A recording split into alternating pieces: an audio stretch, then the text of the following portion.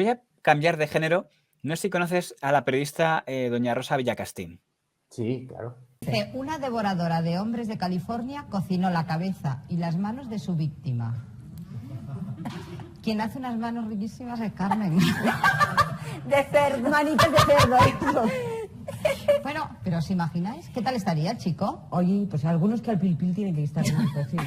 Sí, Con ¿no? ragú. Y luego remojar bien. Hombre, yo algunos me los comería crudos. Es una periodista que durante un tiempo ha sido muy conocida como, aunque ha hecho también Parlamento, pero sobre todo en su etapa en Crónica Social. Ahora dirige, bueno, es copropietaria de un digital llamado Crónica Libre y sobre todo muy tuitera, porque se ve que le gusta mucho. Bueno, ahora hay que decir X, ¿no? Posteadora, ahora se diría. Pero en el año 90 era columnista del periódico Ya, una de las columnistas estrellas de ese periódico, porque ya tenía un cierto renombre en el mundo de Crónica Social. Y en ese momento hizo probablemente una noticia de la cual no tendrá muy buen recuerdo, que tiene que ver con doña Amparo Muñoz, que es una de las pocas españolas que ha logrado el título de Miss Universo. Aparte de ser Miss España, logra ser Miss Universo. Y en ese momento, que está de moda una nueva enfermedad, pues una nueva enfermedad que es el tema del SIDA, y entonces ella publica en portada del Ya esta noticia. Que dice, el SIDA pone a Amparo Muñoz al borde de la muerte.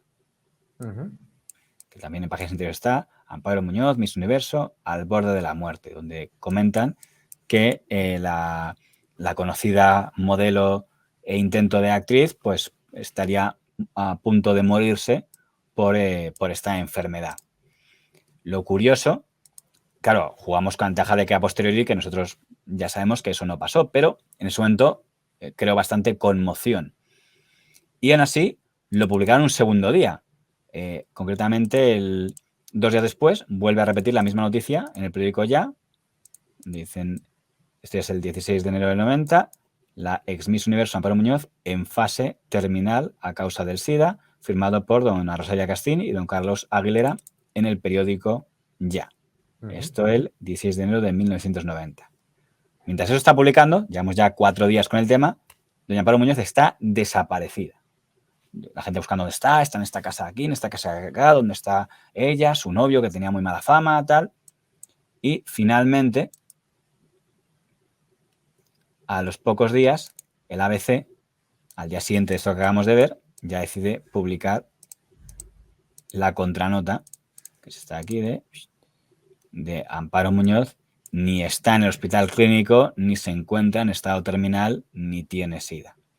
No es porque la ABC haya hecho ninguna investigación, es porque a la ABC se lo ha archivado el Hola, porque doña Amparo Muñoz ha ido con los de Hola, que es una revista que tiene fama de ser la que mejor paga, y le ha dado la primicia de, oye, voy a hacer una entrevista donde niegue que yo tenga SIDA, y es lo que salió en Hola esa semana, y simplemente, pues antes de que saliera el Hola, pues se ve que algún conocido de Hola dijo al director de la ABC, oye, señor Ansón, que sepa que vamos a sacar, pero si queréis lo desmintiendo, que vamos a sacar mañana una entrevista en primicia donde, como podéis ver, no me estoy muriendo.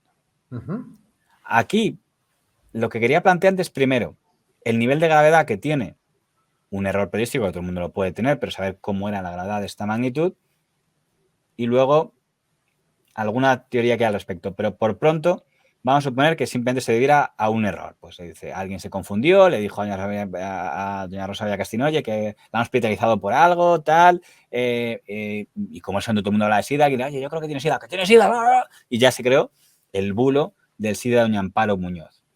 Te adelanto ya que en este caso no hubo demanda de doña Rosa Villacastín. Porque las personas que a nosotros nos estaban dando la información eran directores de hospitales donde ella había estado, eran médicos prestigiosos, porque si yo no hubiera firmado esa información nunca, porque tampoco me correspondía hacerlo.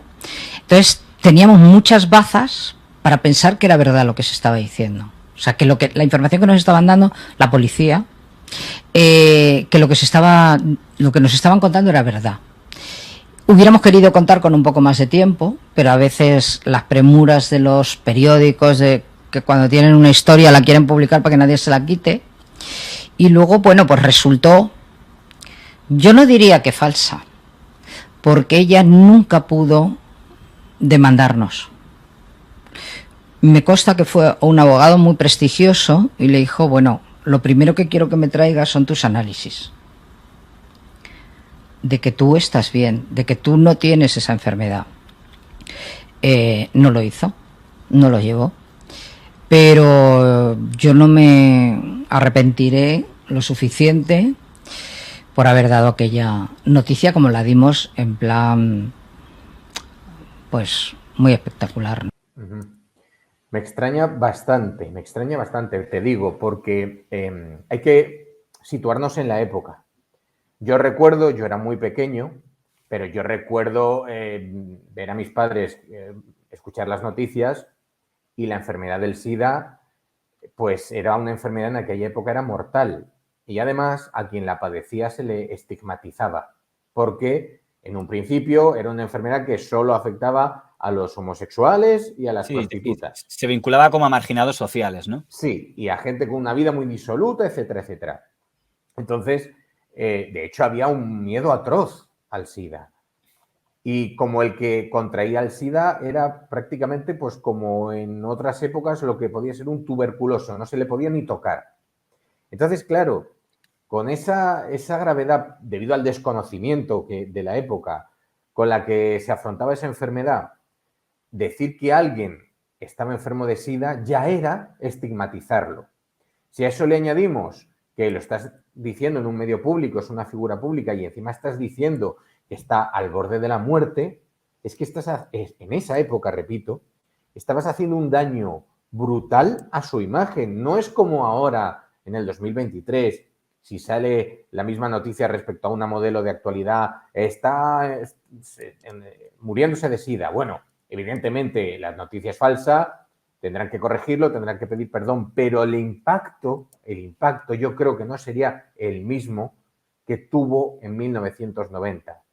Seguramente no sé cuál fue la carrera profesional de esta mujer después de aquello, pero fíjate que yo seguramente algo tocada quedaría a pesar de que se descubrió que fue falsa la noticia, que no pasó realmente nada, que no estaba enferma, que no había contraído el SIDA, pero yo creo que mucha gente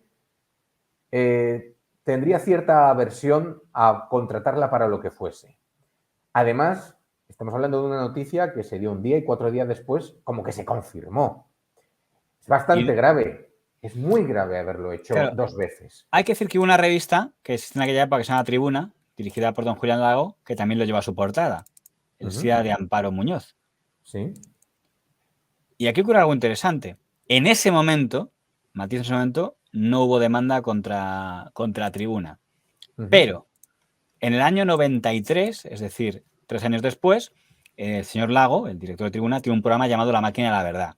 Sí, invitan lo recuerdo. a doña Amparo Muñoz, se sienta allí y le preguntan, ¿tienes SIDA? No tengo SIDA, y corroboran que dice la verdad, muestra ahí su estado de salud de que no tengo SIDA y tal, pero tiene momentos muy desagradables porque le preguntan si ha tomado drogas, no quiero contestar a eso, ya era un poco Vox Populi, que tenía problemas de ese tipo, y además una pelea con don Jesús Mariñas, que estaba por ahí como tertuliano y que era muy... Aún no existía Tómbola, pero ya era el señor Mariñas de Tómbola, y ella lloró en un momento, tal. Una persona antes de dar una noticia semejante a esta de que estoy muriéndome de SIDA, tiene que cerciorarse de que esto es cierto. Esta señora, Rosa Villacastín, dijo que me estaba muriendo, ella lo había visto, que estaba en fase terminal. Y todo esto. O cuando de repente veo a una señora, un presentador que le dice, ¿tienes SIDA, Amparo? Esperen un momento que vamos a la publicidad y no se vayan, que luego sabrán ustedes, su morbo estará ya satisfecho y sabrán si tenía SIDA o si se prostituía en un momento determinado. Están jugando con los sentimientos. Bien, yo tengo aquí unos análisis que dicen, de una fundación tan prestigiosa como Jiménez Díaz, que yo no tengo SIDA ni anticuerpos. Efectivamente, hay un análisis de la Fundación Jiménez Díaz que dictamina anticuerpos anti-HIV negativos. ¿Y usted qué hace también? Meterse con la gente e indagar continuamente la vida privada de los demás. No, pero yo nunca he publicado ni he dicho que Amparo Muñoz hacía la calle. No, la calle no, pero otras cosas sí que a mí me consta. Y yo le digo, si yo publicase su vida privada, seguro que ganaría muchísimo más. No, con esa exclusiva. Pues no creo. Yo no creo que porque sí. no es tan interesante. Yo creo que sí. No, mire, por ahí se escapa, por ahí se va a salvar. Porque no es tan interesante. Claro. Bueno, vive de eso. ¿Por qué está aquí sentado esta noche? Porque me ha llamado Julián Lago para que viniese. Porque es periodista, claro. Claro. Un determinado periodista, además, ¿no? Máximo Valverde. Un buen periodista, como tú eres una determinada actriz. Por supuesto. Por llamarte de alguna manera decente. Y después, a partir de ese programa, demanda. 3 años después, por la revista, no por el programa, por la revista de 1990. O sea, por lo que hemos visto antes de la portada de El SIDA de Amparo Muñoz. Curiosamente, no demandó hasta la emisión de ese programa, aunque había cobrado por ese programa, pero podemos suponer que no salió muy contenta.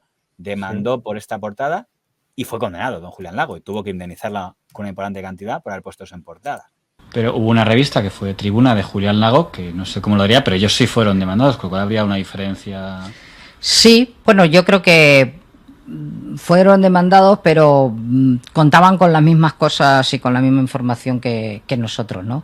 Y hubo otro eso que hicimos, que deberíamos de haber esperado muchísimo más tiempo, o sea, tener más cosas, más documentación, más datos, porque llegábamos al hospital y nos decía, ayer estuvo en esta habitación ingresada. Y si quien te lo dice es una persona que trabaja en el hospital, un médico prestigioso, tú tienes que creerlo, ¿no? Bueno, ¿fue un montaje de ella? No lo creo, sinceramente no lo creo. Y sabiendo cómo ha transcurrido su vida después, lo creo muchísimo menos. Y con lo que te digo, de que nunca nos pudo poner, nunca pudo demostrar nada, tampoco creo que fuera una cosa. En aquel momento se aprovechó de esa circunstancia. Hombre, a lo mejor es lo que dices tú. Quizás esa demanda a posteriori fue más fruto de qué mal ha salido el programa, no es lo que yo esperaba y por tanto la tajada que no creía que iba a sacar después de la entrevista como yo la tenía en mi mente preparada, pues la voy a sacar ahora. Ella quizá pensaría, bueno, esta entrevista va a servir para limpiar mi imagen, para que suene el teléfono, me empiecen a contratar, a llamar. No ha sido así, pues entonces voy a buscar ese beneficio que dejo de tener demandando a esta revista. Que además es curioso, demanda a las dos, demanda también allá. De la señora Amparo Muñoz. Reconociendo que se equivocó y que tal. Entro en mi conspiranoia. Conspiranoia 1. Opción 1, que se me ocurre plantear. Pongamos que la señora Amparo Muñoz ve un día en el periódico, bueno, conspiranoia no, porque esto más o menos lo vino a confirmar. Veo, me están acusando de que tengo SIDA. En vez de desmentirlo inmediatamente, me voy a callar unos días. Dicen que se recomendó entonces su entonces pareja, el señor Víctor Rubio. Estate callado unos días porque así sube el caché. Sí. Y entonces, y es lo que le pago Ola. Es decir, si dices inmediatamente no tengo nada, no es el mismo precio que si te quedas un tiempo, se crea porque además el silencio alimenta, debe ser verdad, porque claro, no lo ha desmentido. Claro. Sí. Y entonces, ahora dices, han pasado ya esos 5 días, ahora ya digo que es mentira, con lo cual habría, no sé, un punto de vista criticable. Aún así, ella diría, sigo siendo la víctima, porque soy a quien una cosa es que una vez ya me acusan de víctima, por lo menos intente sacar una compensación. Ella, en una entrevista antes de fallecer, en el 2004, por ahí decía, eso fue todo la hija de la señora Villacastín que se inventó aquello, pero efectivamente lo que se dice es sacarle una rentabilidad al tema de Lola. Esa es la parte reconocida que no sé qué juicio de valor te merecería si fuera tal como parecía entenderse de esa declaración. A ver, te repito, es que claro, sí, bueno, insulta a Rosa Villacastín por lo que le hizo posteriormente, pero lo tenía que haber demandado en su momento y cuando demanda a la segunda revista tenía que haber demandado también a la primera. No entiendo la maniobra de esta mujer. Es cierto que sí, que lo que tú dices, callarte el desmentimiento de la noticia durante unos días, aparte de generar mucha expectación, a lo mejor ignoro cómo funciona el tema de, pues eso, de las figuras públicas. Sí, que le daría más caché a ella de cara a publicarlo, puede que sí.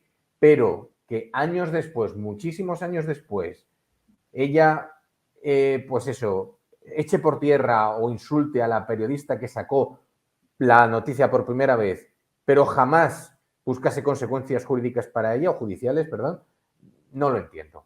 No te puedo dar una opinión porque Claro, es que no es que aquí entiendo. viene el punto de la teoría, que antes si nos ve la señora Villacastín, pues se va a indignar y reconozco que no tiene más base que una pura especulación, pero dices, ¿y si estaba pactado? Lo que pasa es que tú has dicho algo que te está bien señalado, es algo que puede dañar demasiado, ¿no? Porque si el rumor fuera otra cosa, está embarazada, no era mentira. Pero claro, uno decía, a lo mejor si el pacto es, yo difundo esto, tú das el pelotazo a los 5 días, cobras una millonada de ola, etcétera, y lo haces maratón de programas, tendría sentido que no la demandara. Pero claro, quizá dices tú, si fuera pactado, no hubieran escogido algo menos grave, porque insisto, un buen rumor puede ser, Mengana está embarazada. Y a los 5 días, no estoy embarazada. Y no pones algo que es un estigma que puede durar muchos días. Pero no sé si crees que puede haber algo de eso. A lo mejor fue algo menor, de no es que lo fomente, lo pactemos, pero voy a tender una trampa y como la he tendido más o menos yo, pues no voy encima a hacer sangre y demandar. Pero no lo sé si crees que pudo haber algo de eso, estando especulando únicamente. A ver, hombre, todo puede ser, quizá fue pactado, pero sí, vamos a suponer que fuese así. ¿Qué esperaba esta mujer? Que ningún otro medio se hiciese eco de la noticia. Que nadie diese repercusión, que no saliese en otras... Yo creo que es demasiado daño, si lo piensas bien, es poco lógico porque es demasiado daño profesional que se hace la señora Villacastín. Sí. O sea, como mucho podría ser una trampa. Es decir, vamos a tender una trampa a Rosa Villacastín y ya que le hemos hecho, le tendido la trampa y hemos sacado esta tajada de Lola, pues ya está, no la demandamos. Porque ahora que lo dices no tiene sentido que sea pactado porque es demasiado daño profesional el que te hacen que a los 4 días... Claro, es que no estamos hablando, lo que dices tú, de un embarazo no deseado, de una infidelidad o de consumo de drogas. Es que en esa época, repito, el SIDA era un tema prácticamente tabú. Nada más hay que ver, representa muy bien lo que era el SIDA en aquella época, y me vuelvo a hablar de cine, en la película Filadelfia, en la que hay secuencias que a Tom Hanks la gente no quiere ni tenerlo sentado enfrente. Una gran película, por cierto. Peliculón. Pero eso es que ni siquiera te atrevías a tocarlos. Te daban la mano y enseguida querías lavártela. Vamos, yo no viví eso porque yo era muy pequeño, pero lo recuerdo. Si hay que sacar una conclusión de este episodio, ¿cuál sacarías? ¿De esta mujer? Que lo más raro es lo de por qué no demandó al Ya y a doña Rosa Villacastín. Sí, pero creo que todo se debe a una mala jugada orquestada por ella misma que no le salió como ella quería. Ya no te hablo de un pacto con la señora Villacastín, sino que ve la noticia, dice, ahí va lo que me han hecho, bueno, voy a esperar para sacar tajada. Sale en un segundo medio, la llevan a televisión, piensa, bueno, esto va a ser el pelotazo definitivo para, pues eso, espolear mi carrera, y ve que no sale como ella quiere, y entonces tiene que cambiar el tercio y sin duda alguna no le debió salir como nunca quiso. ¿Haya pacto o no? Creo que es una jugada, pues eso, que no salió como ella esperaba. Yo fui amenazada, en mi casa intentaron entrar, un novio que tenía, un tal Víctor, yo me tuve que ir de mi casa. En fin, es una historia que lo que me enseñó es que por mucha prisa que te digan los directores que tienes que dar la noticia, siempre hay que ir paso a paso hasta que tienes todos los cabos atados.